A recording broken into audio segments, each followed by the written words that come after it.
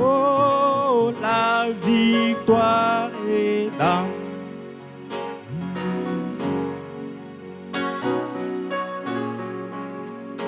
le sang de Jésus, Christ mon sauveur.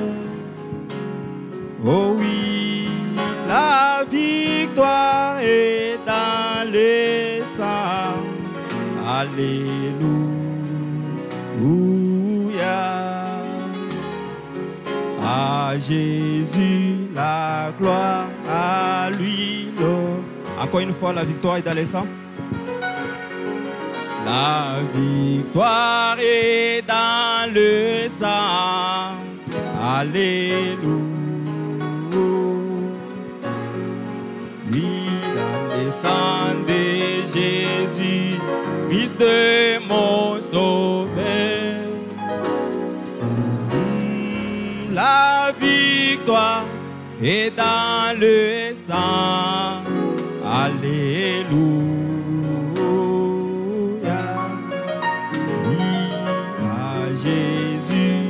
La gloire, oui, chantons gloire,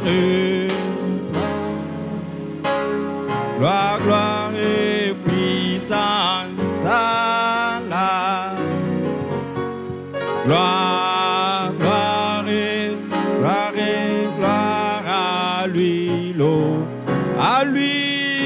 l'honneur, la victoire. Et dans le sang, alléluia. À Jésus,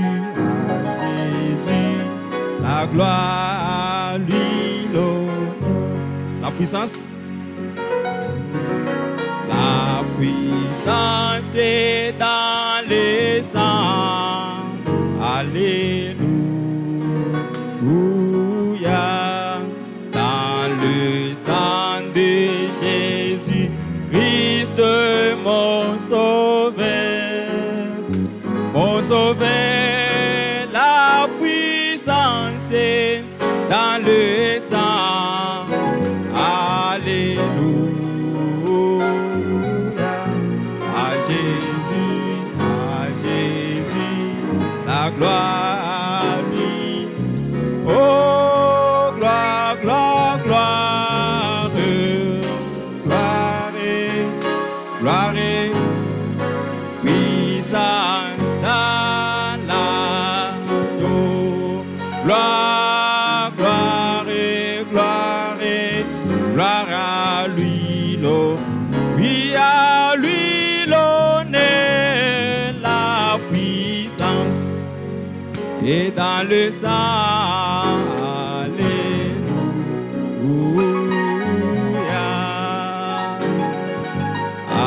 Jésus, la gloire, à lui l'honneur. Prions le Seigneur. Passez ta vie.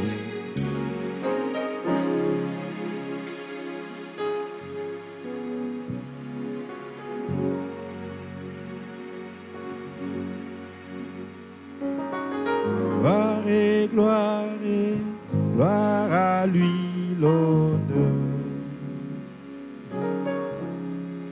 La puissance est dans les sangs. Alléluia.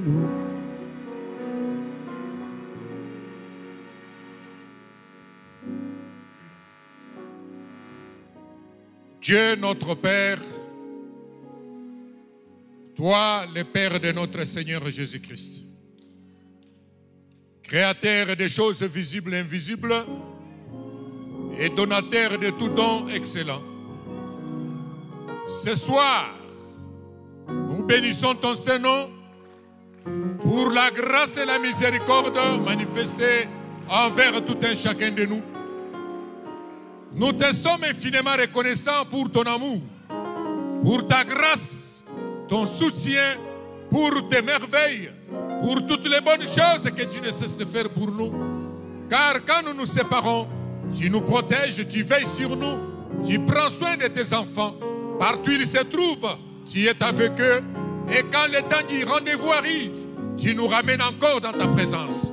Tu nous donnes l'opportunité de te parler, de confesser nos fautes et nos manquements, de nous adresser au Dieu de la création, afin que ce grand Dieu-là nous pardonne, qu'il nous purifie, qu'il nous bénisse, qu'il nous accorde les désirs de nos cœurs. C'est pourquoi nous sommes encore là ce soir. Nous sommes venus devant le Père, comme des croyants chrétiens, des hommes et des femmes qui avaient reconnu l'œuvre du calvaire, qui croyons que devant les dieux où nous nous avançons, il y a tout ce dont nous avons besoin. C'est pourquoi nous voici, Père, devant le trône du Père au nom de Jésus-Christ, sollicitant ta grâce dans la vie de mon frère et dans la vie de ma soeur, afin que tu nous soutiennes et que tu nous assistes. Bénis le début et la fin de notre réunion. Sois un Dieu vivant, un Dieu merveilleux parmi ton peuple. Dieu de grâce, nous te remercions infiniment parce que tu es le Dieu qui garde et qui protège. Tu es le Dieu de près et le Dieu de loin qui veille sur tes enfants qui voyagent, qui les assiste en allant tout comme au retour. Tu as gardé notre pasteur, tu l'as soutenu, tu l'as ramené en bonne santé, en vie. Nous bénissons ton Saint-Nom pour cela. Et ce soir, Père, nous te disons un grand merci pour tes merveilles. Parce que nous séparer, c'est facile. Mais nous rencontrer, c'est seulement toi, le Dieu, qui pourvoit. Bénis le début et la fin de ce service. Bénis les cantiques d'ensemble. Bénis la prédication. Ouais, Seigneur, le service du début jusqu'à la fin. Sois vivant parmi ton peuple et manifeste-toi dans ta puissance de résurrection. Dieu de William Marion Branham, toi le Dieu qui est venu, tu es venu pour nous donner la vie. Et nous réclamons la vie auprès de toi, afin que nous soyons vivifiés par la puissance vivifiante et que nous puissions avoir la solution à tous nos problèmes. Débute et termine avec nous notre réunion de ce soir, pour ta gloire et pour notre joie, alors que nous nous abandonnons entre tes saintes mains, après t'avoir ainsi prié, dans le nom du puissant vainqueur, qui est notre Seigneur et Sauveur Jésus-Christ. Amen.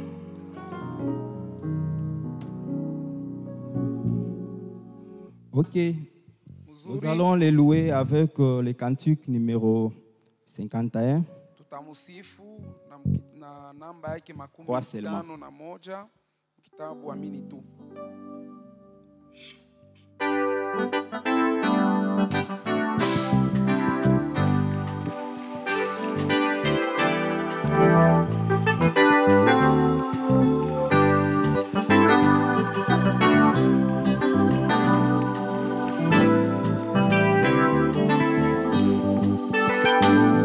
Oui, à la croix où mourit mon sauveur, j'ai crié pour être purifié. Là, le sang-fille appliqué à mon cœur. Gloire et à son, oui, à Jésus la gloire. Oui, gloire et à l'agneau, gloire et à son, oui, l'agneau immolé, là, le sang-fille appliqué à mon, oui, gloire et à, oui, Jésus, gloire et à son, oui, à Jésus la gloire, gloire et à, oui, l'agneau immolé, là, le sang-fille appliqué à mon, oui, gloire, gloire et à son nom. Adorons-les avec nos mains.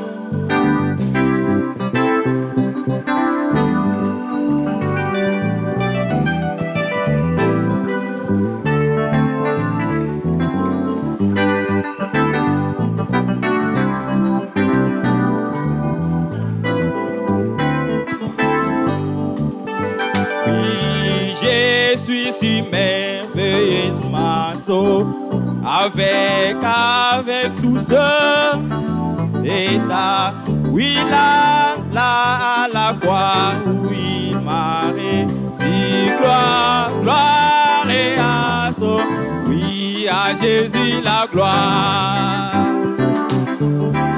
Oui, il méritait la gloire, oui, l'agneau immolé,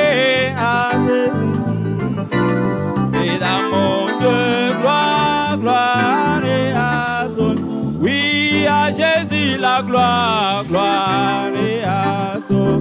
Nous chantons gloire. Oui, l'agneau immolé, le sang-fille et amour. Oui, gloire et à son nom.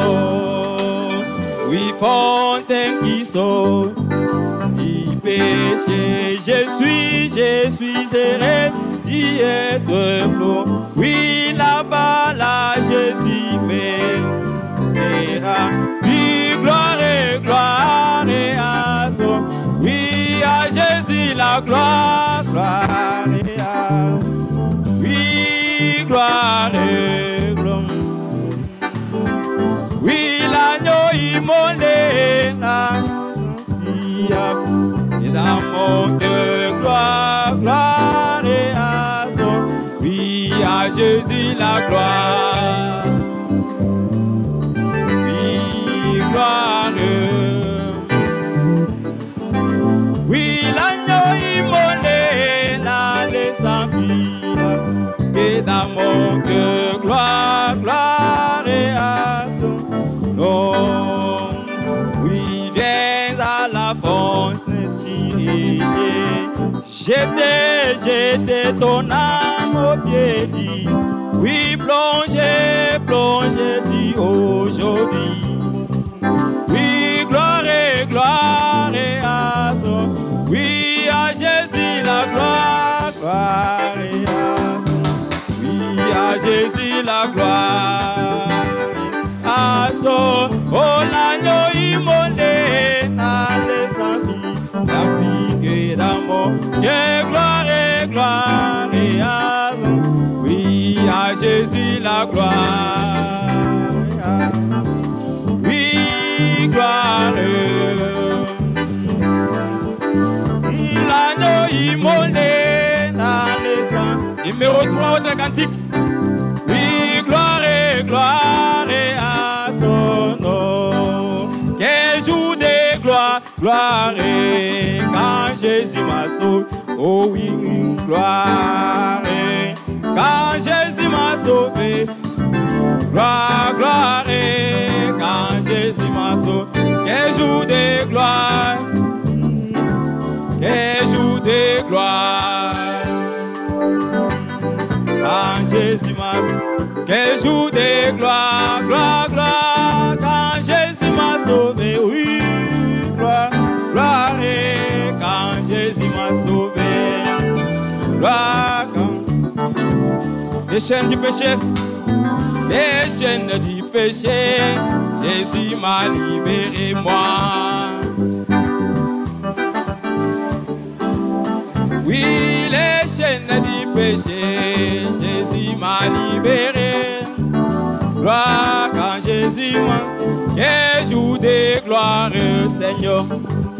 Oh, quand Jésus m'a sauvé, quel jour de gloire. Quand Jésus m'a sauvé, gloire, gloire. Quand Jésus m'a. Oui, quel jour de gloire. Quand Jésus m'a sauvé. Aux choses qui passaient. Aux choses qui passaient, je ne vais plus toucher moi. Je ne vais plus toucher aux choses qui passaient, je ne vais plus toucher. Quel jour de gloire quand Jésus. Oh, quel jour de gloire, Seigneur. Quand Jésus m'a. Oui, gloire, gloire, gloire. Quand Jésus m'a sauvé. Quel jour de gloire. Quand Jésus m'a sauvé. Quel jour de gloire. Quand Jésus m'a. Ce n'est plus moi qui vis. Oui, ce n'est plus moi qui vis. C'est Christ qui vit à moi. Oui. Oui, ce n'est plus moi qui vis. C'est Christ qui vit à moi. Quel jour de gloire. Encore une fois, ce n'est plus moi qui vis.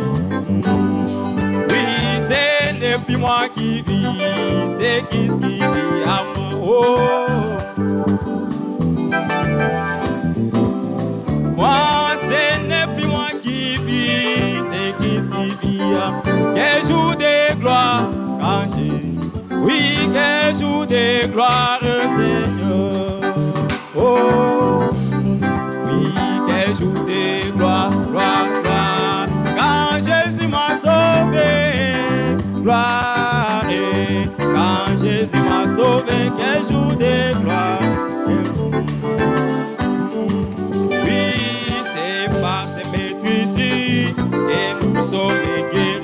Amen.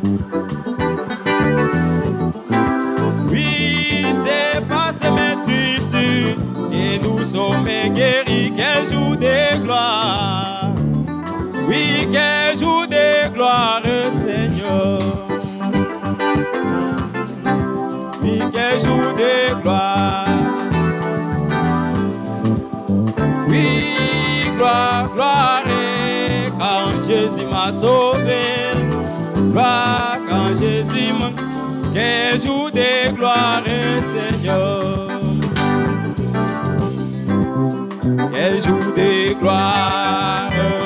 Quand Jésus m'a sauvé, gloire, gloire. Quand Jésus m'a sauvé, quel jour de gloire. Encore une fois, c'est pas ses maîtrisures. C'est pas ses maîtrisures. Et nous sommes guéris, amen. Oui, c'est par ces maîtrises que nous sommes guéris. Quel jour de gloire, quand Jésus m'a.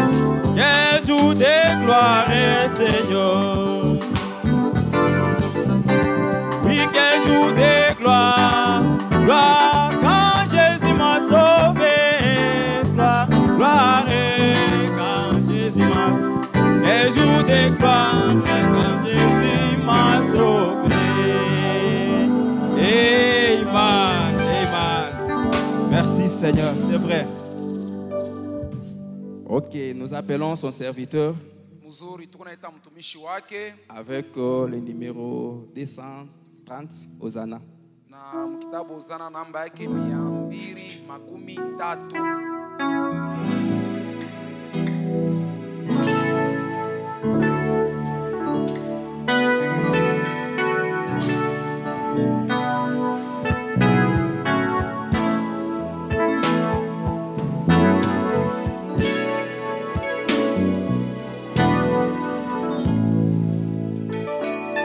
Les grands jours s'est levé, oh oui, nous a visible, voici, voici, et à nouveau chantons, chantons, gloire à l'agneau,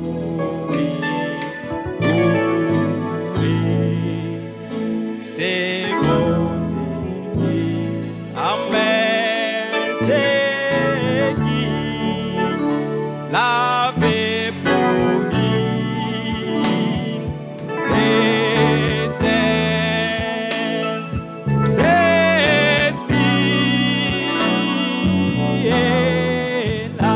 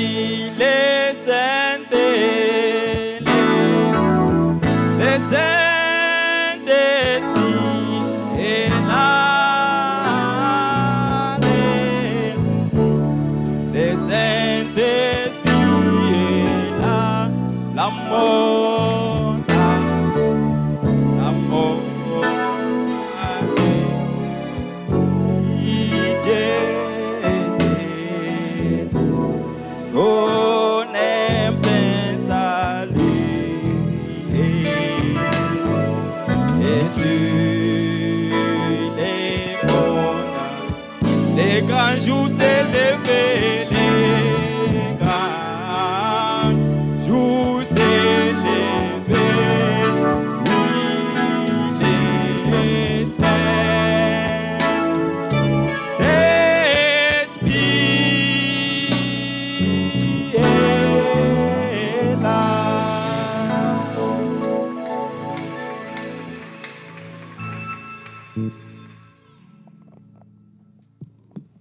Que le nom du Seigneur soit loué.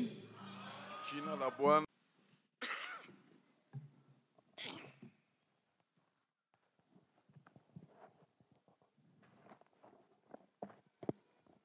Avant de passer à l'écriture, Mbele ya kusoma ile andiko, je vous annonce que le pasteur est de retour. namitangazia kuwa pasteur amekwisha rudi. Dieu l'a gardé ou les a gardés Mungu alimulinda wala aliwalinda, et ils sont rentrés sains et saufs. walirudia katika afya njema. Et s'ils ne sont pas avec nous ce soir, Kama magharibi abana katikati yetu, ils se sont retrouvés d'urgence à Likasi, walikuwa natafutiwa haraka haraka pale Likasi, où ils sont allés pour enterrer l'un de nos frères qui avait été abattu kwenye walienda kuzika mmoja wa ndugu yetu mwenye alipigwa masasi il y a presque 2 semaines. kuna karibu majuma mbili. Alors, comme l'enterrement se faisait aujourd'hui, Sasa vile walikuwa na muzika leo, ils se sont rendus là-bas pour se faire. walienda kule ili wapate kushiriki kuile kazi ya mazishi. Alors, nous allons ouvrir nos Bibles dans Luc au chapitre 17. Hapo tutafungua mabiblia yetu katika Luka sura yake 17. Luc 17. Luka sura yake 17. Nous allons prendre à partir du verset 3 Tutaanzia kusoma kumstari wake wa 3 jusqu'au verset 5. mpaka kumstari wake wa 5. Nous lisons. Tasoma. Prenez garde à vous-même. Mjilinde nini wenyewe. Si ton frère a péché, Kama ndugu yako alitenda zambi, reprends-le. umrudishe. S'il se repent, pardonne-lui. Na kama natubu, umsamee. Et s'il a péché contre toi 7 fois dans un jour, et que 7 fois il revienne à toi, disant, je me repens, tu lui pardonneras. Kama alikosea mara 7 kusiku, na akirudi tena mara 7 na kuomba usamee upate kumhurumia. Les apôtres dirent au Seigneur, Mitume wakasema kwa Bwana, augmente-nous la foi. tuongezee imani.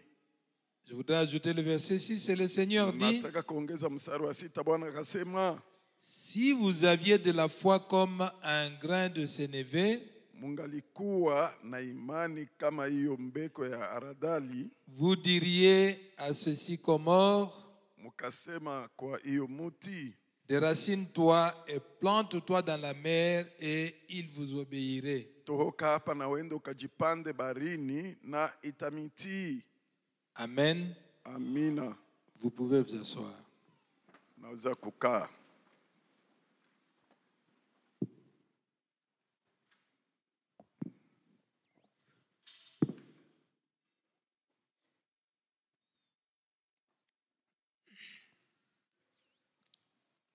Aujourd'hui, nous Léo. allons juste prendre un petit quelque chose Tutabeba tu kakitu kamoja kadogo sur le verset 5 de Luc 17, kuhusu huyo mstari wa 5 wa Luka 17, là où les apôtres ont demandé au Seigneur Jésus-Christ fazi kwenye mitume walimuomba Bwana Yesu Kristu de leur augmenter la foi. ili wapate kuwaongezea imani. Après que Jésus-Christ leur ait parlé de quelque chose de difficile, Kisha Yesu Kristu kubaonesha kitu kimwa kia nguvu, difficile pour eux de faire, kia nguvu kwao kupata kukiishi. Ils ont dit à Jésus, Wakamwambia Yesu, Seigneur, pour arriver à faire Bwana, ce que vous nous demandez de faire, juu ya kufikia kuishi neno ambayo unatuambia, il nous faut plus de foi. initufai imani mingi. Il faut que notre foi soit augmentée. Inafai imani yetu ipate kuongezwa. Comme il y a beaucoup de choses que nous n'arrivons pas à faire dans notre vie, Njo vile vile tena kuko bitu mingi benye atufikie mkufanya maisha yetu.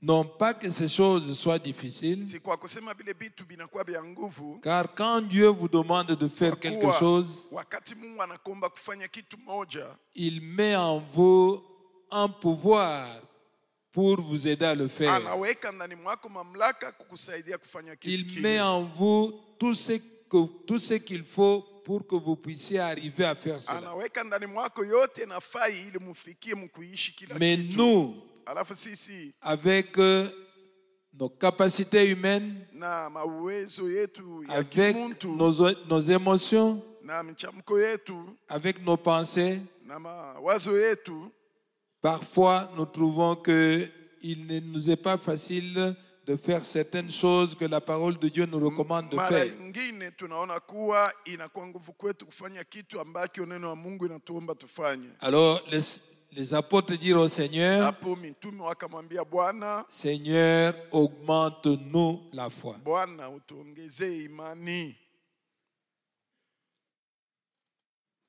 Je vais commencer par vous montrer que Nitaanza kumionyesha kwamba Dieu savait qu'en ces temps de la fin, Mungu alijua kwa wakati ya mwisho hii il n'habiterait pas le ciel, atekala mbingu, mais il habiterait cette terre. alafu atekaa pa dunia hapa, Et sur cette terre, il habiterait dans les hommes et dans les femmes na pa dunia ataishi ndani ya wanaume na wanawake qui l'accepteraient comme Dieu. wale watamuichika kuwa Mungu wao.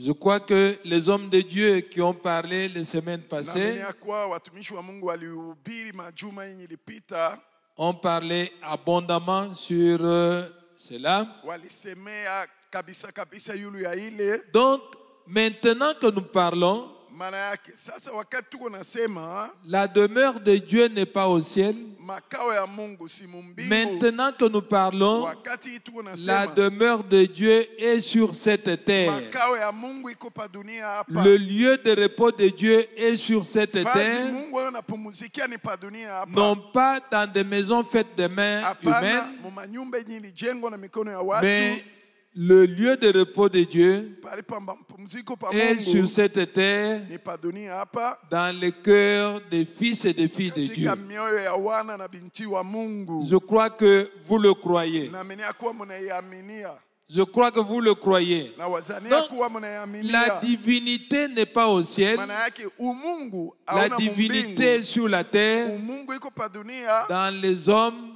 ndani ya et les wanaume femmes na wanawake qui ont accepté wenye waliitika le Dieu que William Marion Branham est venu nous prêcher. Mungu ambaye William Marion Branham alikuja kutuhubiri. C'est ainsi que William Marion Branham, Ni hivi William Marion Branham comme nous le savons, vile tunaijua a dit que le premier trône de Dieu était au alisema ciel, kwa kiti ya ufalme ya Mungu kia kwanza kilikuwa kumbingu, le deuxième trône était en Jésus-Christ, kiti kia ufalme kia pili kilikuwa ndani ya le Yesu Kristo, troisième trône de Dieu est dans l'homme que vous êtes. kia ufalme kia Mungu kiko ndani ya muntu Alors, wewe vile huko. ne vous considérez pas comme étant un être ordinaire. Usijione kama muntu wa kawaida wa burebure. Ne vous considérez pas que votre présence ici à la Katouba Usione kwa uwepo wako hapa Katuba fait de vous un homme ordinaire ou une femme ordinaire. inakufanya wewe mwanamke wa chini wala mwanaume wa chini. Considérez que, Uone tel kwamba que vous êtes là, vile uko pale vous abritez Dieu en vous. ndani mwako uko na Mungu. La divinité est en vous. Mungu iko ndani mwako Et na Dieu vous a élevé. Mungu Dieu vous alikunyanyua. a considéré. Mungu alikubeba na Dieu bei. vous a donné une position Mungu alikupa msimamo fulani plus que les hommes que vous estimez sur cette terre et dans cette kushindia vie. watu wenye unabeba na bei mdunia humu. Ainsi, Na hivi, Dieu habite aujourd'hui dans le Mungu corps des croyants. leo yuko naishi katika mioyo ya waamini. Croyez-le du fond de votre cœur. Muyamini katika upana wa mioyo yenu. Ainsi pour cette saison, Na hivi juu ya hii wakati, lorsque Dieu quitta la dispensation de la paternité, wakati Mungu alitoka Mungu Baba, donc pour cette raison, juu ya sababu ile, lorsque Dieu wakati Mungu quitta la dispensation de la paternité alitoka mwakati ya Baba pour habiter dans le corps, ili kuishi ndani ya mwili, dans la chair humaine de Jésus-Christ, katika mwili ya mtu Yesu Kristo. nous voyons que Jésus dit Tunaona kwa Yesu anasema dans la parole de Dieu, katika neno la vous Mungu, pouvez le vérifier dans les Hébreux, mnaweza kuiangarishisha katika au chapitre Waebrania 10, kusura yake 10 à partir de verset 5 là, kwa mstari wa 5 pale, la parole de Dieu dit, neno la Mungu inasema Christ entrant dans ce monde, Kristo wakati alikuwa anaingia mdunia humu dit, tu akasema, n'as voulu ni sacrifice ni offrande, ukutaka sadaka wala zabihu, mais tu m'as formé un corps. alafu ulinitungia mwili. Quand Dieu est venu habiter en Jésus-Christ, Wakati Mungu alikuwa kuishi ndani ya Yesu il Kristo, a habité dans un corps de chair comme le vôtre là. alikaa katika mwili ya wanadamu kama yenu ile. Il a habité dans un corps de chair comme le mien. Alikala mwili ya wanadamu kama yangu. Et s'il a habité le corps de Jésus, Na kama alikaa mwili wa Yesu, il peut aussi habiter votre corps ce soir. anaweza pia kukaa mwili wako magharibi. Croyez-le. Muyaminie La divinité. umungu. Dieu a dit Mungu alisema, que Jésus-Christ a dit Yesu Kristo que alisema Dieu lui avait créé un corps. Mungu alimuumbia Et mwili, dans ce corps de chair là, na mwili ya minofu Dieu est venu habiter Mungu alikuja kukaa et humo. il a fait que Alifanya kwamba Jésus-Christ qui était dans ce corps de Yesu chair Kristo mwenye alikuwa mwili ya milofu puisse faire la volonté de Dieu apate kuishi mapenzi ya en Mungu étant dans un corps de mwenye chair. kuwa katika mwili ya minofu. Il est alors possible de faire la volonté Hapo de Dieu inawezekana kufanya mapenzi ya bien Mungu que étant dans un corps de chair. hata vile uko mwili ya minofu. Alors vous n'aurez pas raison, ma soeur. Hautakuwa na Vous n'aurez pas raison, mon frère. hautakuwa na sababu ndugu yangu, Si vous êtes un fils ou une fille de kama uko Dieu binti wala mwana Mungu et que vous manquez de faire na la volonté de unakosa Dieu, kuishi mapenzi ya Mungu. la divinité est venue en Jésus-Christ Mungu ilikuwa ndani ya Yesu Kristo dans un corps de katika chair mwili ya minofu, et ce corps de chair a été na ile soumis mwili ya minofu à la volonté de Dieu, ilitiisha kwa mapenzi ya que Mungu ce corps a fait la volonté de Dieu. mpaka pale ile mwili ilifanya Et mapenzi ce ya que Dieu a Mungu. fait dans le corps du Seigneur Na Jésus-Christ, kenye Mungu alifanya mwili wa Bwana Yesu il peut Kristo aussi le faire dans votre anaweza corps pia kuifanya si mwili vous le wako lui soumettez, kama unaitiisha kwake, si vous obéissez à la parole, kama unatii neno, si ce corps-là est soumis à la parole, kama ile ce que Dieu avait fait en Jésus, Mungu alifanya ndani il ya peut Yesu aussi le faire en vous. anaweza pia kukifanya ndani mwako. Est-ce que vous le croyez? Eti mnaamini Il ne change pas. abadilike kamwe. Et il a dit par William Marion Na Branham, alisema kupitia William Aaron Branham, ce qui change, kenye c'est kubadilika seulement le corps. inakuwa tu ni mwili, Mais le pouvoir, là, alafu mamlaka il est le même. ni ile La ile. puissance, il est le même. Uwezo ni ule ule, Le comportement est le même. tabia ni ile Ce ile. qu'il avait fait dans le corps de Yeye Jésus, alifanya ndani ya mwili il Yesu, peut aussi le faire dans votre anaweza corps. pia kukifanya mwili wako. Soumettez-lui votre corps Uitiishe tu kwake, et vous verrez que utaona kuwa il reste le même Dieu. anabaki yule yule Mungu. Il a dit que Alisema ce qu'il avait fait dans le kuwa corps de kenye Jésus, alifanyaka mwili wa il Yesu va faire de même dans le corps de quiconque croit. atafanya vile vile mwili ya yoyote mwenye kuamini. Jésus a dit, Yesu alisema tu m'as formé un corps. ulinitungia mwili. Le corps que Dieu avait formé Mwili pour yenye Jésus Mungu alimtungia Yesu était un lieu d'habitation. ilikuwa ni fazi pa kuishi, Et le corps que Dieu vous a donné, na mwili ambayo Mungu alikupa c'est aussi un lieu d'habitation de inakuwa Dieu. pali wewe Mungu anaishi. Dans la stature de l'homme parfait, Katika kiimo cha mtu mkamilifu, je suis miko à la page 50, ukarasa wake 50, La stature de l'homme parfait. kiumo cha mtu mkamilifu. Je suis Miko dans la brochure de la voix de Dieu. kuandika kwa la voix de Dieu. Je crois, je suis à la page Naminia 50. miko kukibao yake ya 15. Si vous avez les brochures qui ont Kama les uko paragraphes, na vitabu vyenye wanaandika ile vifungo, la voix de Dieu, bon, je ne sais pas, vous pouvez peut-être sijue, commencer par saa zingine le mnaweza paragraphe 346. kuanzia 300.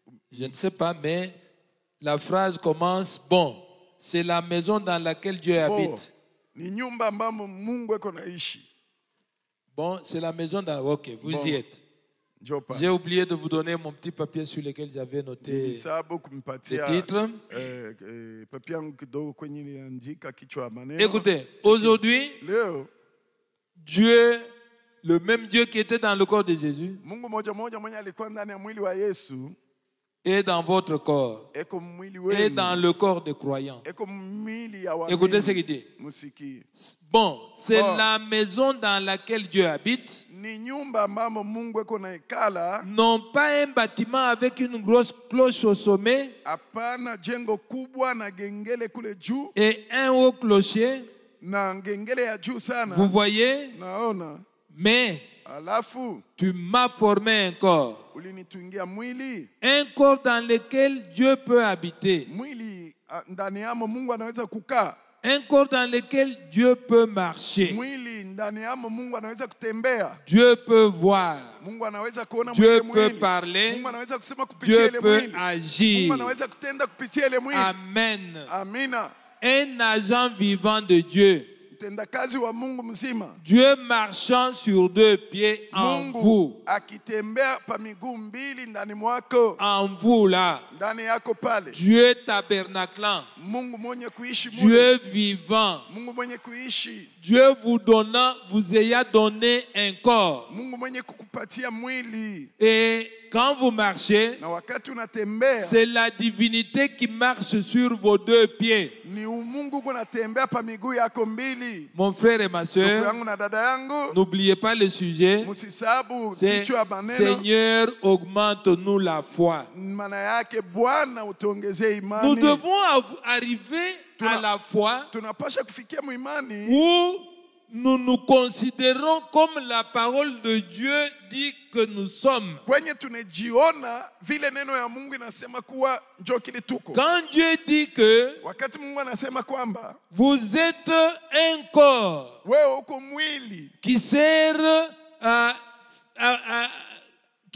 de temple de Dieu, yenye inakuwa Mungu anaitumia kama hekalu, qui sert de tabernacle à Dieu, yenye inasaidia Mungu iwe hekalu yake, et que Dieu est venu habiter en na vous, yenye Mungu alikuwa kukaa ndani au mwako point où, kufika mpaka quand vous marchez, wakati unatembea c'est Dieu que vous faites marcher. ni Mungu njoo unatembeza. Quand vous parlez, Wakati unasema c'est Dieu qui parle. ni Mungu ako nasema Quand kupitia vous wewe. voyez, Wakati unaona c'est Dieu qui ni voit. Mungu ako naona kupitia Quand wewe. vous agissez, Wakati unatenda c'est Dieu qui ni Mungu agit. anatenda kupitia wewe. Nous devons arriver à ce niveau de la foi. Tunapasha kufikia mwili hatua ya imani. Pourquoi? Kwa nini? Rien ne se fera Hakuna kitu Dans kitatendeka ce monde, dunia humu si kama il n'y a pas de gens sur cette hakuna terre watu pa dunia hii par lesquels Dieu peut agir kupitia bao Mungu ako pour natenda accomplir son programme. ili kutimiza matengenezo La yake. parole de Dieu dit, Neno la Mungu inasema pour le moment, juu ya Élie sasa, n'est pas là. Elia na Son temps est passé. wakati yake imepita. Branham n'est pas là. Branham anapo. Son temps est passé. Wakati yake imepita. Pour le moment, Juu ya c'est sasa. vous et moi qui sommes sur la Ni terre. wewe na mimi tu Et humu si dunia. Dieu peut Na agir, kama Mungu anataka il ne kutenda, va pas ressusciter Élie pour agir. atafufua Elia njoo Il atende. ne va pas ressusciter Branham pour Atafufua agir. Branham njoo Si atende. Dieu peut agir, Kama Mungu anapenda il va kutenda, agir par vous. atatenda kupitia Il mwewe. va agir par vous. Atatenda kupitia mie. Et pour y arriver, na juu ya kufikia kufanya vile, il nous a créé à chacun un corps. alituumbia kila mmoja wetu mwili Comme mmoja. il avait formé un corps pour le Seigneur Na Jésus-Christ, vile alitungia Bwana Yesu Kristo il mwili, a formé pour chaque fille de Dieu, alitungia kila mwana il na a binti wa formé pour Mungu. chaque fils de Dieu Juu ya kila mwana wa un Mungu corps. mwili. Est-ce que vous croyez que Dieu est sur la terre en ce temps de la fin? Eti mnaamini kuwa Mungu yuko pa dunia mwili Est-ce que wakati vous ya mwisho? croyez que le lieu de repos de Mnaamini Dieu, ya kuwa fazi ya mapumziko c'est ya dans Mungu l'homme en ce temps de la fin? ni ndani ya mtu mwili wakati ya Mais mwisho? dans quel homme? Sasa ndani ya mtu gani? Car William Branham n'est pas là. Juu William Branham anapo. Est-ce qu'il est encore là? Eti engaliki ipo. Est-ce qu'il est là? Eko hapo. Billy Paul Branham n'est pas là. Billy Paul Branham anapo.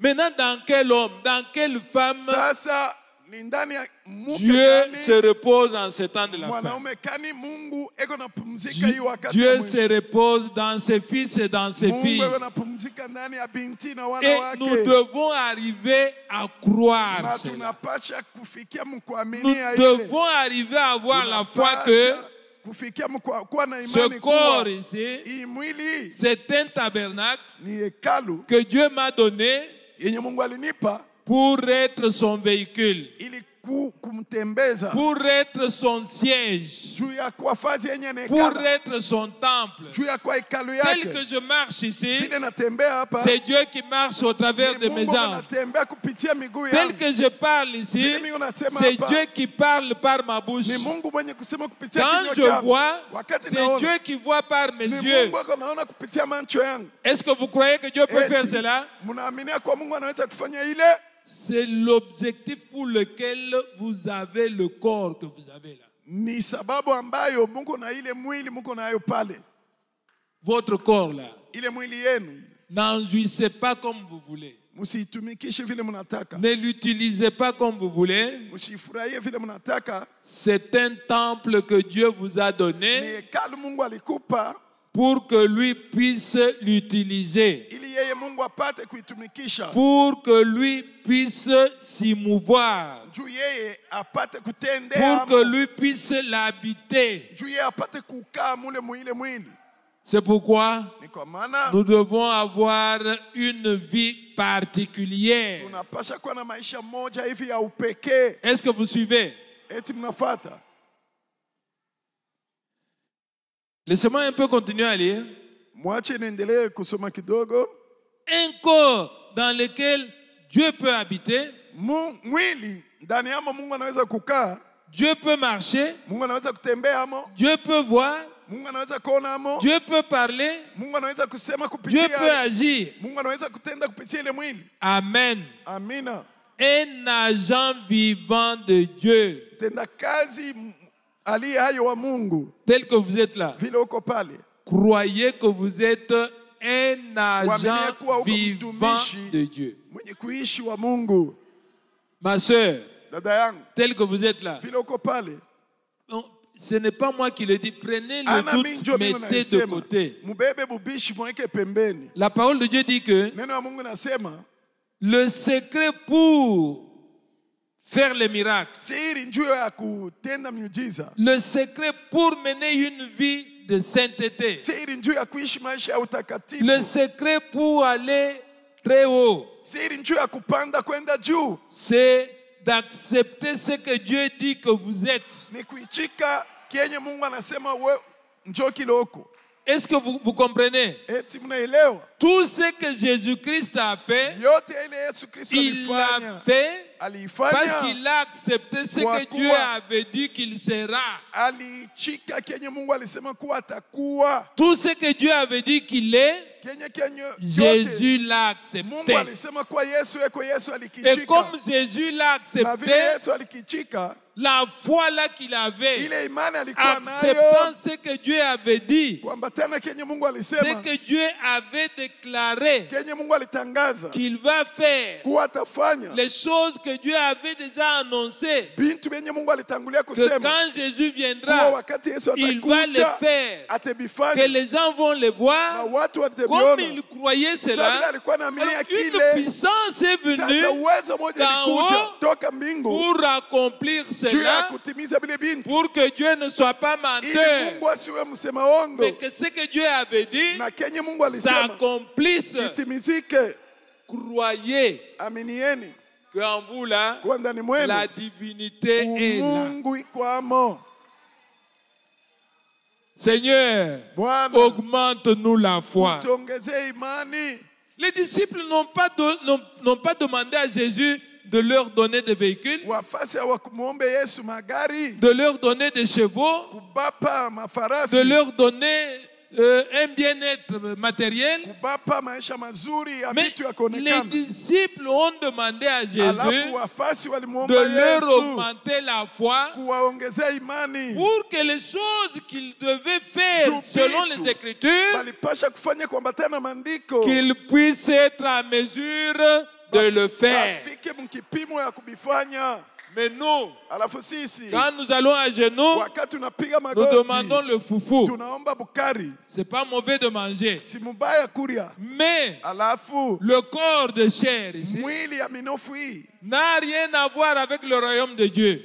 yayo haina na kitu Ce kulingana na qui est ufalme wa chair est Mungu. chair. Kenye kinakuwa mwili ni mwili. Les véhicules vont rester ici. Magari itabaki hapa, La nourriture va rester ici. chakula itabaki hapa, Tout ce que nous aurons acquis sur la terre va rester ici. vyote vyenye tutapata patunia vitabaki pa dunia. Mais Alafu les choses d'en haut bintu vya juu que Dieu aura mis dans nos âmes, vyenye Mungu alaweka ça va manafsi nous yetu, accompagner jusque dans l'éternité. tusindikiza paka mumilele. Mon frère et ma Ndugu soeur, yangu na dada les yangu, disciples ont dit à Jésus, wafasi walimuonesha Yesu, Seigneur, Bwana augmente-nous la foi. tuongezee imani.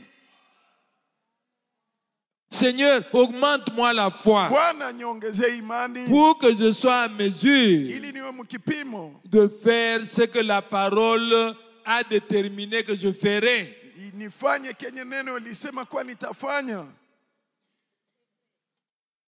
Mon frère, Ndugu yangu, ma soeur, dada yangu, quand moi je lis toujours dans ce message, wakati kila siku nasoma mwii ujumbe et Branham dit que na Branham anasema kwamba il y a encore des choses qui ne sont pas encore exploitées. kungaliki bitu byenye hatuenda kutenkesha, Des choses auxquelles l'épouse n'a pas encore touché. bintu byenye bibi harusi ashaenda kubamba. Parce qu'on ne peut pas limiter Dieu, Jua tuwezi kumpa Mungu mpaka. comme nous l'avons entendu ici. Sasa vile tulisikia hapa. Pour dire, Jua kusema ça Dieu n'a jamais fait, hii Mungu haya il ne le fera jamais. na hata ifanyaka kama. Dieu, on ne peut pas les Mungu limiter. hatuwezi kumpa mpaka. William Branham dit William Branham anasema kwamba qu'il y a des choses qui ne sont pas encore exploitées, kuko mabaraka yenye hatuyaifikia dans kuibeba, lesquelles nous pouvons entrer. mwenye tunaweza kuingia. Mais tutaingia kama siku gani? Kama imani yote ni paka bukari, imani yote ni paka manguo, maombi yote ni paka unipe bibi, maombi yote ni paka unipe bwana, maombi yote ni paka unipe nyumba. Sasa ile bintu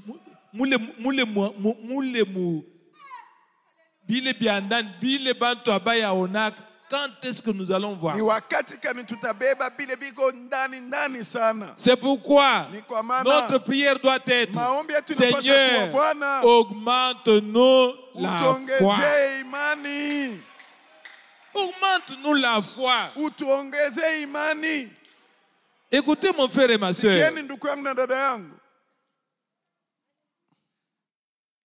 Dieu, Mungu il nous a donné le corps que nous avons ici alitupa mwili ambayo tuko nayo hapa pour que lui-même vienne tabernacler dans ce juu corps ye mwenye Mungu akuje kukaa hii mwili et qu'il agisse, na apate kutenda, qu'il fasse les choses que les Écritures ont prévues que ces choses arriveraient en apate ce temps de kufanya la fin. bintu byenye maandiko ilitangulia kusema kuwa atebifanya mwii wakati ya Par mwisho ceux qui croiraient. kupitia wenye wataamini. Il dit, Anasema les pas des justes sont dirigés par Dieu. miguu ya hatua ya wenye haki imeongozwa na Mungu. Dieu marchant en vous. Mungu akitembea ndani Car mwako, vous êtes des lettres écrites Njoo huko mko mabarua yenye iliandikwa lu de tous les hommes. yenye kusoma na watu Et wote. si la vie qui est en Christ est en vous, Na kama maisha ilikuwa ndani ya Kristo kwa ndani vous wako, manifesterez la vie que Christ a manifestée. utaonekanisha maisha yenye Kristo alionekanisha. C'est là où il y a le problème. Njoo penye peko tatizo pale.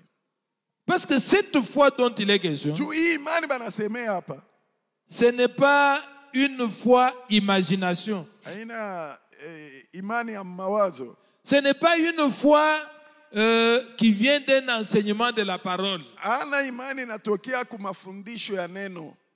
Quand bien même la parole dit, Hata vile neno la foi linasema, vient de ce qu'on imani entend. inatoka kwa yenu tunasikia. Mais la foi de Jésus, Imani ya Yesu, la foi que nous devons demander imani yenye tunapasha pour kuomba que Dieu l'augmente en nous, ili Mungu aiongeze ndani mwetu. cette foi relève du surnaturel. Ile imani inatokea kwa ya C'est-à-dire kimbingu. quand vous écoutez la parole, Maana yake wakati unasikia quand neno, vous écoutez un enseignement, wakati unasikia mafundisho, de cet enseignement-là, toka ile vous mafundisho recevez quelque chose de surnaturel unapokea kitu moja kia kimbingu qui vous pousse plus loin. kenye kinakusukuma mbali. Comme la parole de Dieu montrait Kama que vile neno ya Mungu inatuambia kwamba les gens pouvaient écouter la parole, watu wangeweza kusikia neno, mais alafu de la parole, ils pouvaient recevoir une révélation, toka neno wangeweza kupokea ufunuo, quelque chose qui vient les toucher kitu moja kinakuwa kubagusa pour leur donner l'assurance, pour leur donner la certitude juu ya kubapa hakikisho na uhakika que ce dont il a été parlé là, kuwa kenye walisemea mule ça vous concerne. ni kyako, Ça, vous n'allez pas le lire dans les ila brochures. utaisoma mbitabu, Ça va venir d'en haut. itatoka juu, Ça va venir de quelque part itatoka fazi moja pour se saisir de vous juu ya et kukamata, vous propulser dans les hautes sphères, kukutupa mkiwango kia là juu où vous pouvez rencontrer la volonté de Dieu. wenye unaweza kukutana na mapenzi ya Mungu. Vous voyez cette femme-là Unaona ule mwanamke ule qui souffrait d'un problème de sang 12 ans durant. alikuwa anapoteza damu Elle miaka avait 12. entendu les prédications de toutes sortes. Alisikia mahubiri ya namna ya Elle kuachana, avait entendu les enseignements de toutes alisikia sortes. mafundisho ya namna ya On kuachana, lui avait lu les écritures de toutes sortes. balimsomea maandiko ya aina ya kuachana. Mais un jour, Alafu siku moja quelque chose monte dans son kitu cœur. moja kikapanda moyo Que wake, si je touchais kuwa Jésus, kama namgusa tu je vais Yesu être guéri. nitatunzwa. Cela, ce n'était pas dans l'enseignement. Ile asikuibeba Ça, mafundisho, c'était une conduite, ile ilikuwa uongozi. une directive du Saint-Esprit. Mungu alimuonesha Et tembelee mule. lorsque elle a accepté cela, Wakati aliichika elle ile, a cru cela, aliamini et ile, qu'elle a vu Jésus passer, aliona Yesu elle kupita, l'a touché, alikamgusa, et sa maladie était terminée. magonjwa yake ikamalizika.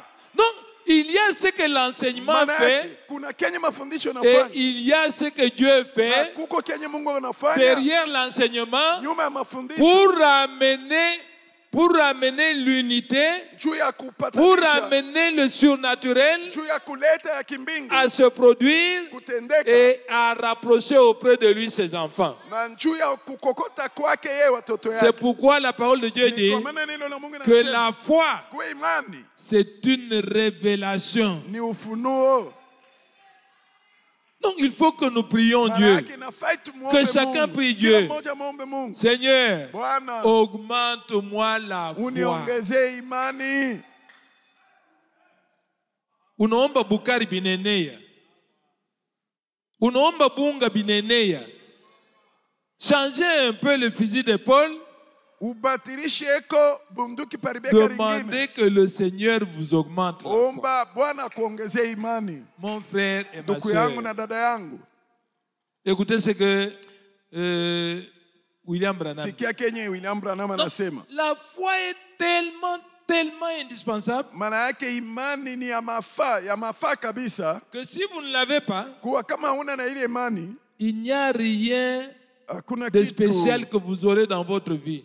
kia mafaa kenye utapata maisha Vous yako. pouvez venir ici chaque jour. Unaweza kuja hapa kila siku. Chaque jour. Kila siku. Vous venez, vous repartez, vous Unakuja, venez, vous unarudi, repartez. unakuja, unarudi tena. Si le Seigneur ne vous fait pas grâce Kama Bwana sikupe neema. pour vous donner cette foi qui était en Jésus, Hii kukupa hii imani ilikuwa ndani ya cette Yesu. foi qui découle de la vie de Jésus, Hii imani ni kutoka maisha ya Yesu.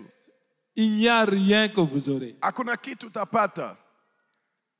Alors, Sasa cette foi, hii imani cette foi, mara saba. comment, non pas Marasaba, la foi, Hii imani comment est-ce que namna gani elle entre en nous? iko naingia ndani mwetu? Elle est comment? Iko namna gani?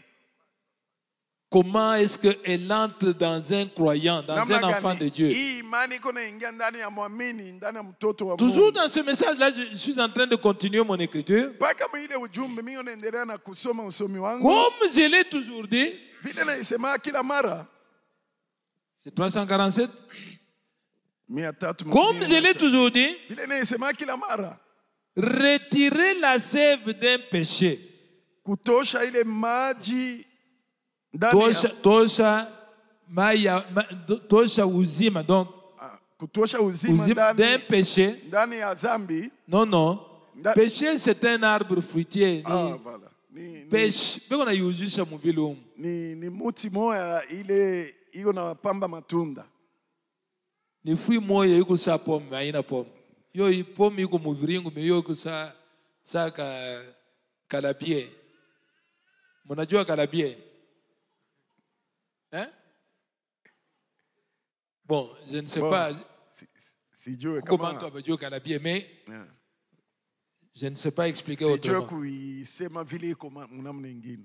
Retirer la sève d'un péché. Kutosha ile uzima ndani ya ile muti. Et si vous pouviez la transférer par une transfusion dans un pommier, kama unaweza kuitumbukiza mkuambukiza ndani ya pomme, le pommier porterait des pêches. Ile muti ya pomme itapamba ile mapeshi. Munashikia? Munashikia. Tuko na michi mbili. Il y a orange bantu bote banajua orange. Muti ya orange bantu bote wanajua. Na kuko muti ya mandarine. Na kuko muti ya mandarine. L'oranger a une vie propre à l'oranger. Iko na ile mai yake ya uzima yake. Et la vie qui circule dans l'oranger na ile maji ya uzima yanatembea mu muti ya orange ne sert qu'à produire des oranges. iko nafikisha ile muti kuspamba tu matunda ya orange. Le mandarinier, c'est une autre espèce. Ile muti ya mandarine ni elle a aina aussi ya muti. une vie de mandarinier. Iko pia na ile maji ya uzima et la vie qui circule dans le mandarinier produit les mandarines. Iko nazala mandarine. Mais sasa vous pouvez faire produire les oranges sur les mandariniers. Unaweza kufanya kwa ile mti ya mandarine comment? Uzala orange. Si vous videz le mandarinier de sa vie. Kama unatosha ile uzima ya ile mti ya mandarine. Donc, toute la sève, toute la vie du mandarinier, vous enlevez ça. Et puis vous prenez la vie d'un oranger, vous mettez dans le mandarinier. Les feuilles de mandarinier vont rester les feuilles de mandarinier. Les épines qui sont sur le mandarinier vont rester épines sur le mandarinier. Mais ce mandarinier-là, à l'époque de fruits, va produire les oranges. Pourquoi? Parce que la vie qui est dans le mandarinier est une vie tirée de l'oranger. Est-ce que vous avez compris?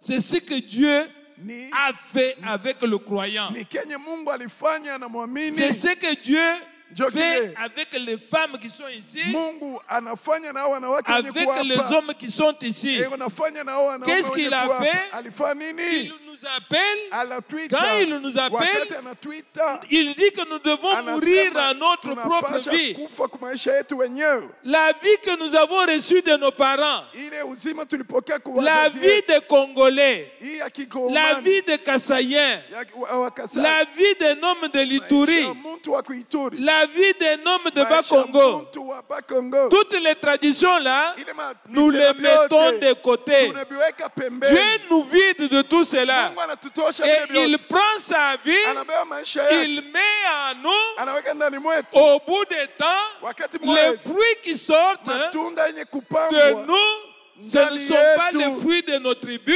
haina ce matunda ne sont makabila pas les yetu, fruits de nos pays. ana matunda ya manchi Nous yetu. allons produire les fruits de Dieu. Tutapamba matunda ya Mungu. Est-ce que vous comprenez? Eti mnaelewa? Le christianisme, c'est quoi? Maisha ya Ukristiani C'est ni nini? Dieu. Ni Mungu. Il appelle quelqu'un, Anaita Mungu. il lui donne un corps, Anampa mwili. il enlève toutes les traditions, Anaondosha mabisela il vyote. enlève tout le péché, Anaondosha dhambi il yote. enlève tout le mal Anaondosha et vibaya il vyote. déverse sa vie dans l'homme, Anamwanga uzima il yake ndani ya déverse sa vie dans la femme. Anamwanga ndani ya mwanaume Et na à la mwanamke. fin, Na kumwisho Cet homme ou cette femme ule mwanaume wala ule mwanamke commence à produire les fruits de anaanza Dieu. kupamba matunda ya Il Mungu. produit les œuvres de Dieu. Anatenda makazi ya Il Mungu. devient lui-même comme Dieu. Anakuwa yeye mwenyewe kama Mungu. Alléluia. Haleluya. Est-ce que vous comprenez un peu? Eti mnaelewa ile?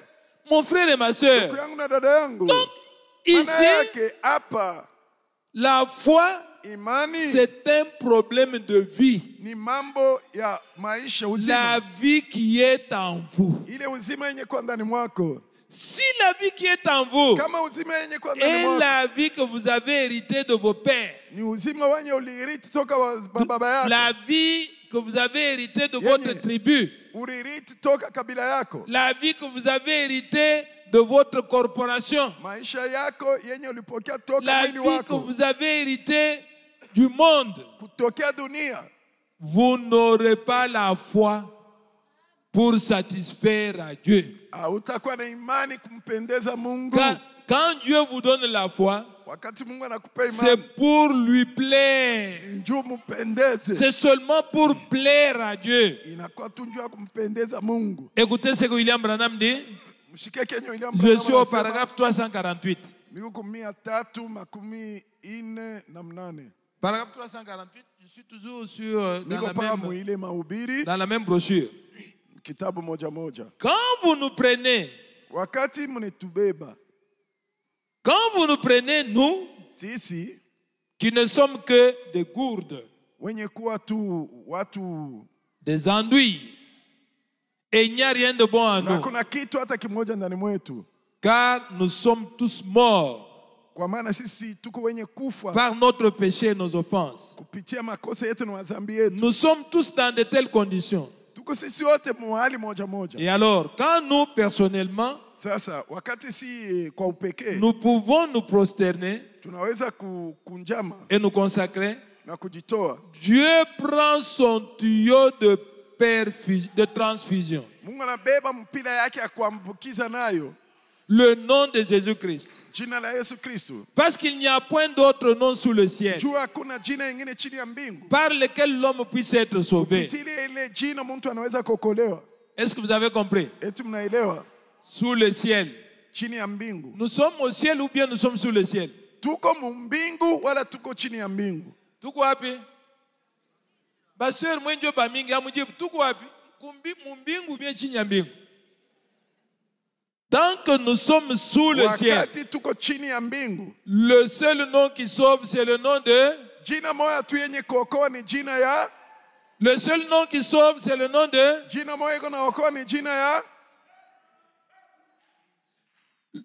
Le seul sacrifice Zabiu, pour le sadaka salut, juu ya wokovu c'était qui? ni nani? Jésus-Christ. Yesu Kristo. Pas un autre sacrifice. Hapana sadaka ingine. Oh, il était mort dans un accident. Oh, alikufa mushiba Comme un agneau de sacrifice. kama vile mwana Non. kondoo wa sadaka. Il n'y a pas eu de sacrifice. sadaka ikukweko Il n'y a mbili, eu qu'un seul sacrifice ilikuwa tu moja pour nos péchés, juu ya mazambi pour yetu, la rémission de nos péchés, juu ya usamehe ya pour zambi notre yetu, expiation. juu ya ondoleo ya C'est zambi le yetu. Seigneur Jésus-Christ. Bwana Yesu Kristu C'est lui qui a payé le prix ni yenjo alilipa bei dans son propre corps. mumwili wake mwenyewe, Et il a versé son sang na pour cela. alimwanga damu yake juu ya ile.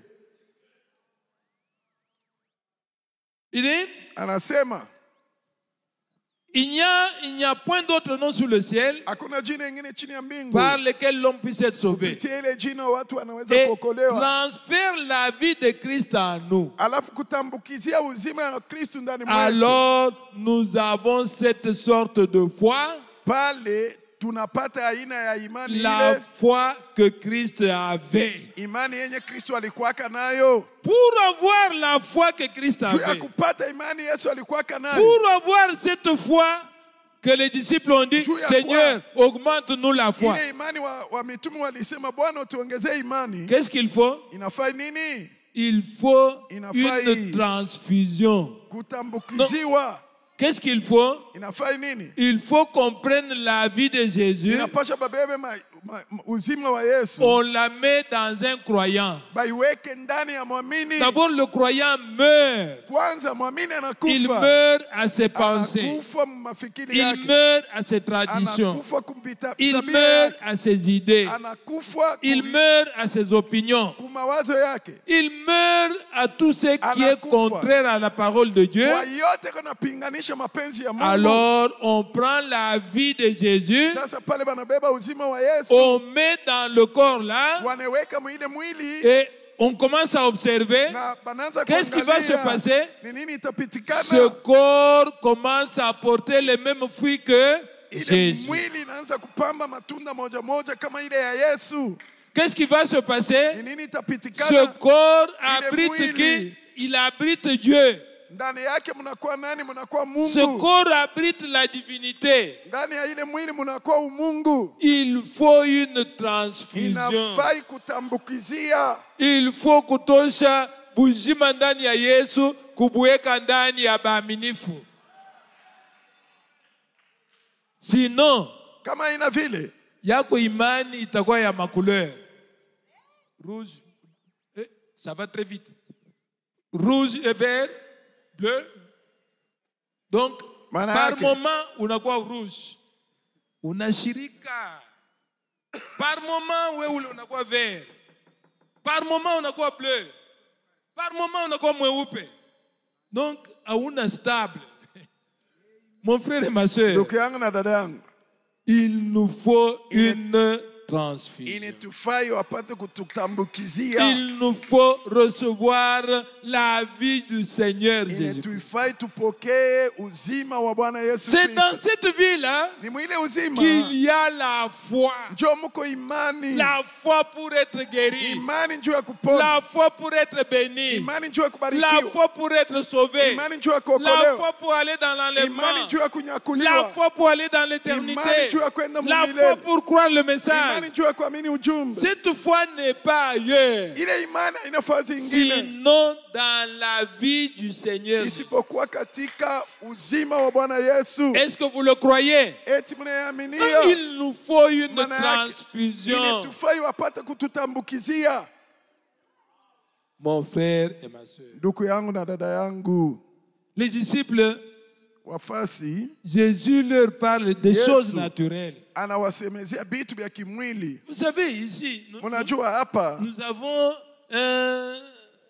un tabernacle ici tuko na maskani moja hapa où il y a des gens qui ne se parlent pas, kwenye kuko watu abasumburi yake, où il y a des gens qui ne se supportent kuko pas. watu awavumiliane, Il y a des sœurs ici qui ne Kuko supportent wadada pas les hapa. autres sœurs. awavumilie wadada wengine. Il y a des frères ici qui ne Kuko supportent wanduku pas les autres hapa frères. awavumilie wanduku wengine. Sachez que Mjue kwamba en Dieu, ndani ya Mungu un fils de Dieu ne peut pas persécuter un autre fils de Dieu. mtoto wa Mungu hawezi kuteswa mtoto mwingine wa Une Mungu. fille de Dieu ne peut pas persécuter une autre fille de Binti wa Dieu. Mungu hawezi kuteswa binti mwingine wa Dieu Mungu. Mungu. Il ne peut pas haïr Dieu. Mungu asiwezi kuchukia Non, Mungu. Dieu ne peut pas haïr une partie de son corps. Mungu hawezi kuchukia sehemu moja ya mwili Tant que wake. vous êtes ici et vous faites Wakati cela, uko hapa kunaishi vile, priez omba pour que Dieu juu vous augmente la Mungu foi. akaongezee imani. Oh Seigneur, Oh Bwana, augmente-nous la foi.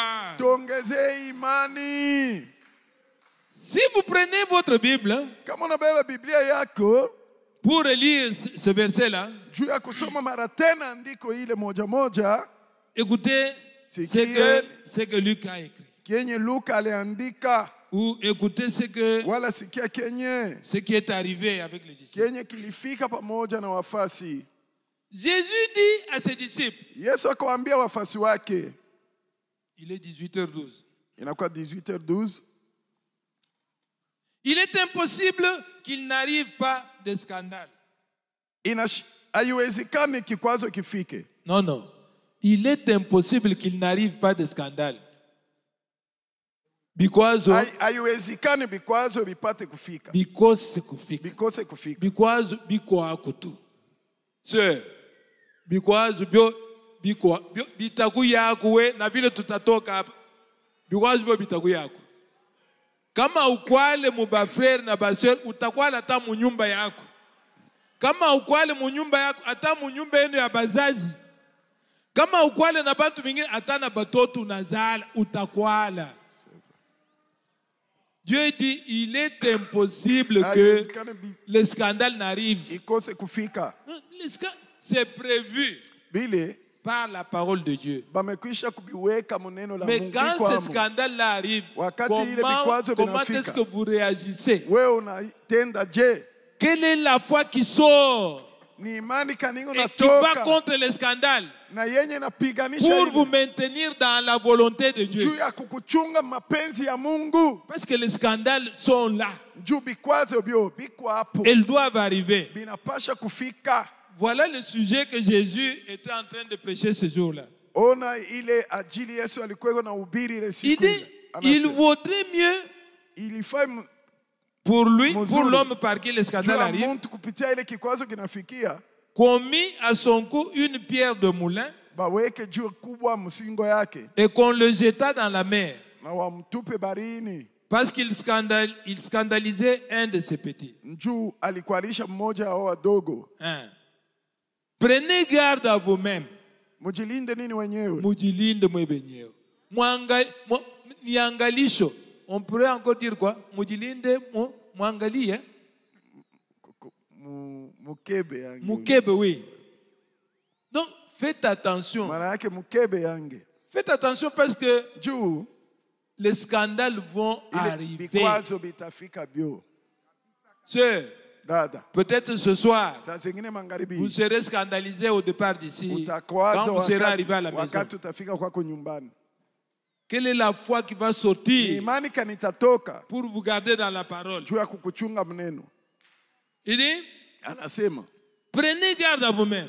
mujilinde nini wenyewe. Si ton frère a péché, Kama ndugu yako alitenda zambi, reprends-le. umurudishe, Et s'il se repent, na kama natubu pardonne-lui. umurumie. Vous comprenez ce qu'est la pensée de Dieu. Munaelewa kenye kinakuwa wazo ya Vous Mungu. comprenez où Jésus les a amenés. Munaelewa kwenye Yesu alikuwa Parce que anawapeleka. beaucoup de gens, Juu watu wengi quand le scandale leur arrive, wakati kikwazo au kinawafikia, lieu qu'ils restent debout dans la parole, pale ya kusimama mneno, celui par qui le scandale vient, yule kupitia ule analeta Il kile tombe. kikwazo anaanguka, il tombe. anaanguka. Et selon Jésus, Na kuambatana na Yesu, il aurait fallu lui attacher Il une faille- pierre au cou, ule mtu umfunge juu le jeter dans la mer, mshingo kumtupa barini. parce qu'il a scandalisé un enfant de Dieu. Juu alikualisha mtoto wa Mungu. Mais l'enfant de Dieu qui est scandalisé Mtoto wa Mungu mwenye alikwazika et qui doit rester dans la na foi, mwenye anapasha kubaki au lieu muimani, qu'il reste dans la pale foi, ya kubaki muimani, lui aussi il tombe yeye pia anaanguka parce qu'il est scandalisé. juu amekwazishwa.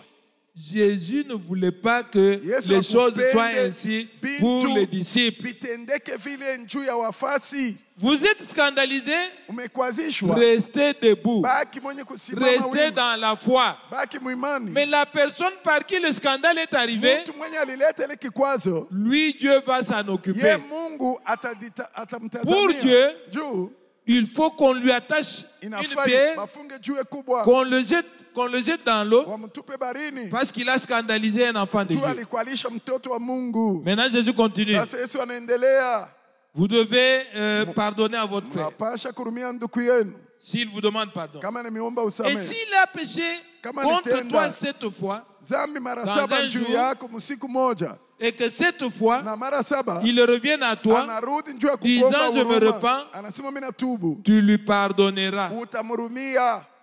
8 heures, il Saa vient. witera anakuja, Mina kukuarisha unirumii.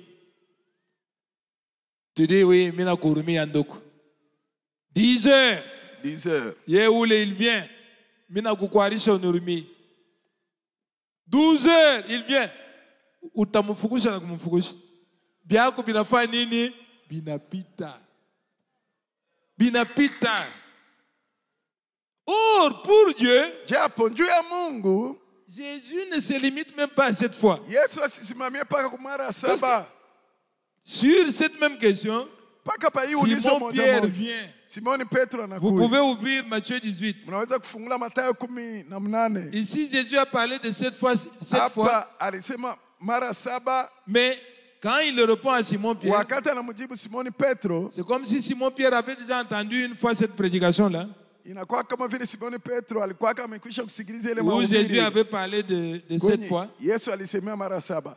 Maintenant, Simon Pierre, il va Sasa poser Simoni Petro une question à atauliza Jésus. ulizo Yesu, J'ai appris que si nilijulisha quelqu'un kuwa kama te mtu scandalise, anakukwarisha tu peux lui pardonner 7 fois. unaweza kumsamehe mara saba. Jésus répond à Yesu Simon Pierre, anajibu Simoni Petro, non, non, c'est pas 7 fois, hapana, si mara saba, c'est 70 fois 7 fois.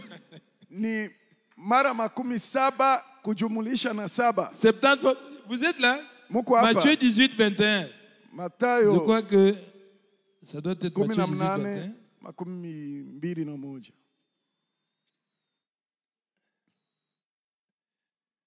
Je ne sais pas si c'est là. Sijue kama njoo pale. Oui.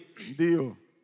Vous pouvez commencer par le début là. Unaweza mais kuanza kule pour gagner kumwanzo le temps. alafu njuu ya kuvuta wakati. Alors, Sasa, Pierre s'approcha de lui et dit, Petro akamwendea Yesu Seigneur, akasema, Bwana, combien de fois mara pardonnerai-je à ngapi mon frère? nitarumia ndugu yangu? Pas un ennemi, hein? Hapana adui wangu, Un frère. ndugu yangu. On peut mettre là-bas une sœur. Tunaweza kuweka pale dada yangu. Une sœur qui pose la question, combien de fois Dada pardonnerai-je à anauliza ma ulizo, sœur mara ngapi nitasamehe dada lorsqu'il yangu péchera contre moi? wakati atanitendea Sera kosa? jusqu'à 7 fois. Ili itafika kumara saba. Comme il avait déjà entendu que Sa Jésus vile avait Yesu parlé de 7 fois. alisemeaka mara saba. Jésus lui dit, Yesu je akamwonyesha, ne te dis pas jusqu'à 7 fois, sikuoneshe mara saba, mais jusqu'à 70 fois 7 kufika fois mpaka 17 kujumulisha kusaba, par jour. siku moja 490 fois. 490. Quelle sœur peut supporter ça? Dada kane anaweza Mon kuvumilia frère hiyo? et ma sœur, Ndugu yangu na dada yangu, nous devons aller à genoux tunapasha kupiga et demander au magoti na Seigneur, kumwomba Bwana, Seigneur, Bwana, augmente-nous la foi. tuongezee imani.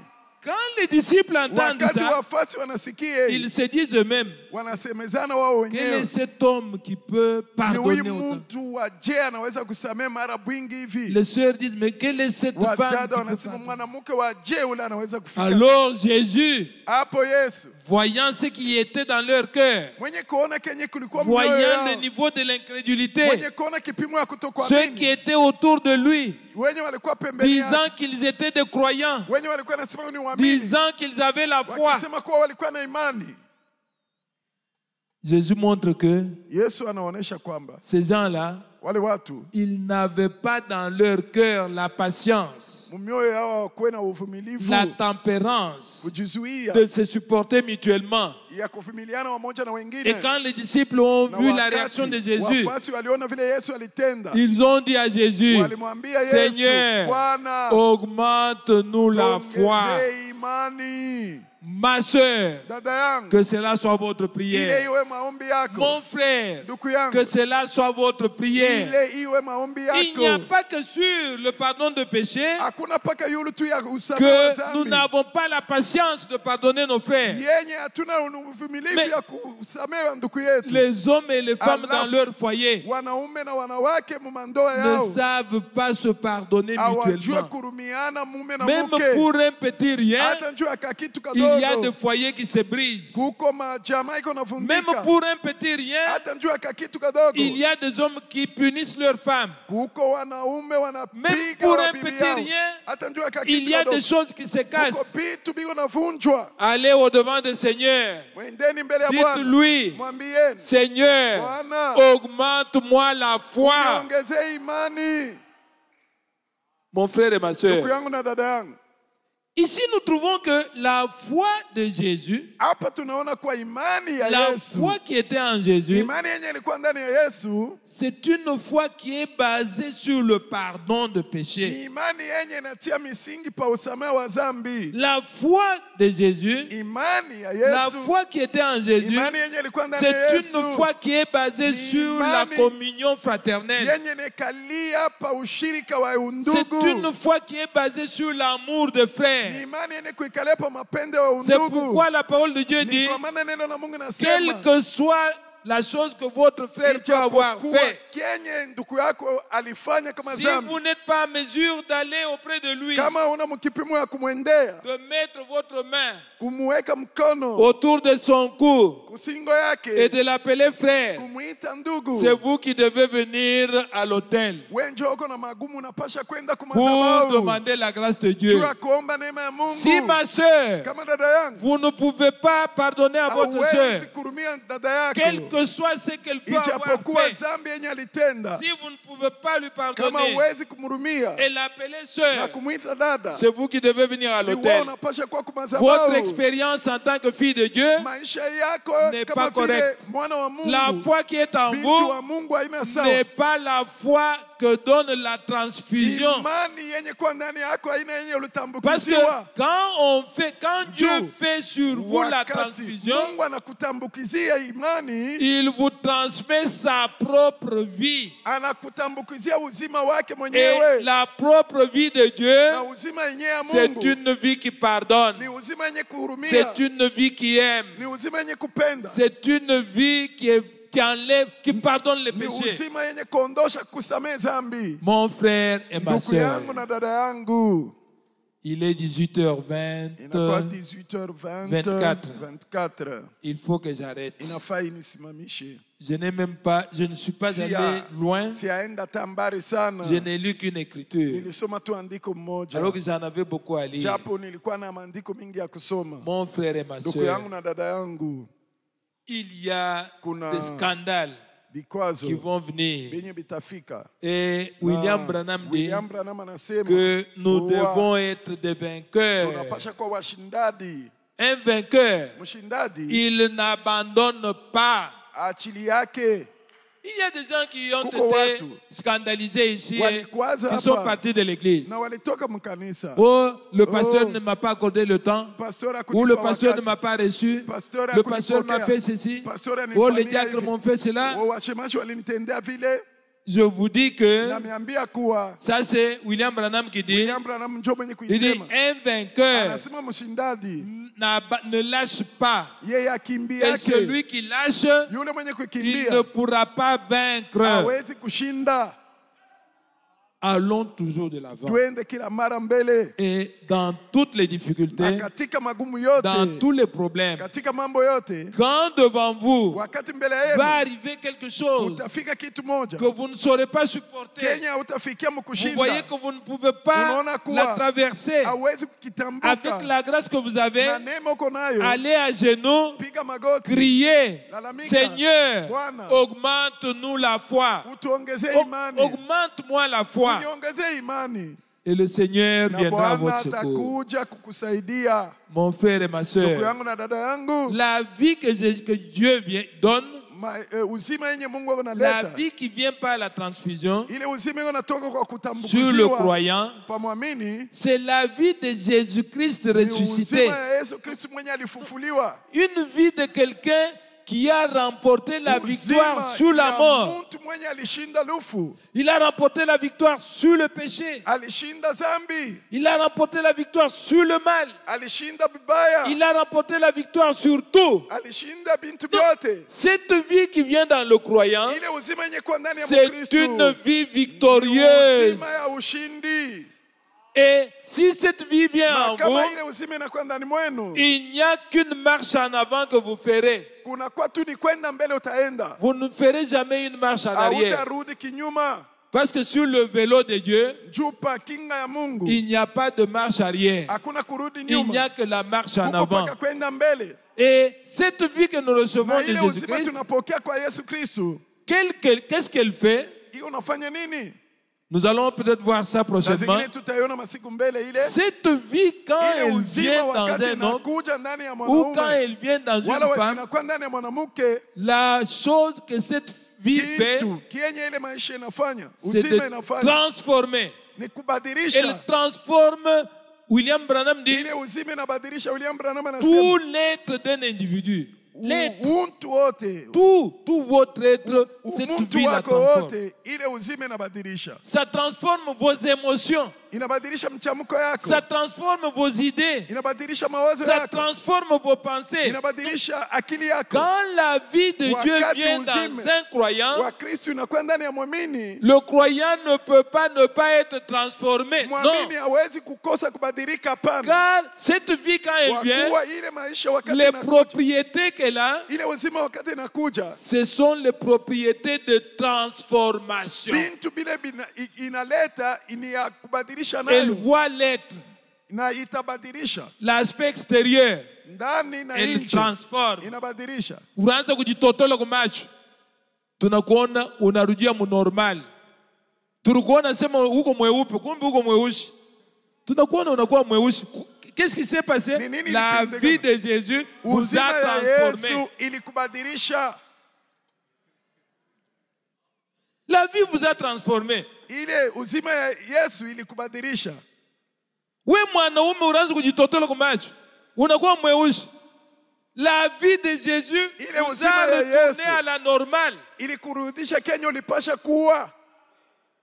Mon frère et ma sœur, Ndugu yangu na dada yangu, la vie de Jésus quand elle vient, uzima wa Yesu wakati unakuja, elle restaure. inarudisha bintu Comme on nous a mafasi. parlé de la Vile restauration. balituzungumzia Elle kurudisha kwa restaure. bintu, inarudisha Cette vie-là, ile uzima quand ile, elle revient, wakati elle inakuja, vous amène dans la présence de la colonne de feu. inakupeleka muwepo wa nguzo Et la moto. une fois que vous êtes placé dans la Wakati présence ile, de la colonne de feu, unasimama muwepo wa nguzo la moto, qu'est-ce qui arrive? ni nini inafika? Une transformation. Mabadilisho D'un arbre sec, kutoka mchi ya kukauka vous bourgeonnez, juu ya kupamba vous fleurissez, mapungu, juu ya vous portez les fruits. unapamba matunda, Vous changez votre être entier. inabadilisha umuntu wako wote. Ilikuwa mkonto ya kukauka, me inatoka amu iko muchi ya mayani, ya matunda, ya mafleur. Bantu banaanza kuangalia ni ye ou bien ana ye. Non, c'est moi. Hapana, ni mie. Dieu a produit un miracle dans ma Mungu vie. alitenda muujiza maisha yangu. Dieu m'a retourné à ce que je devrais Mungu être. alinirudisha kwenye nilipasha kuja.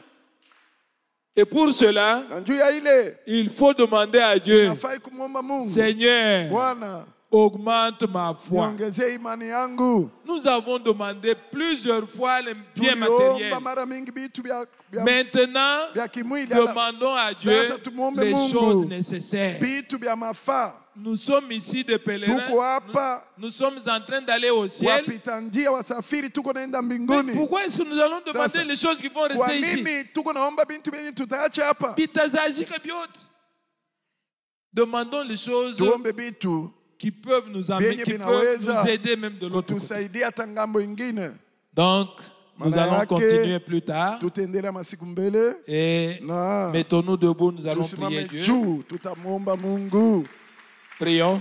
Tuombe. Seigneur Dieu, tu es présent ici, Seigneur.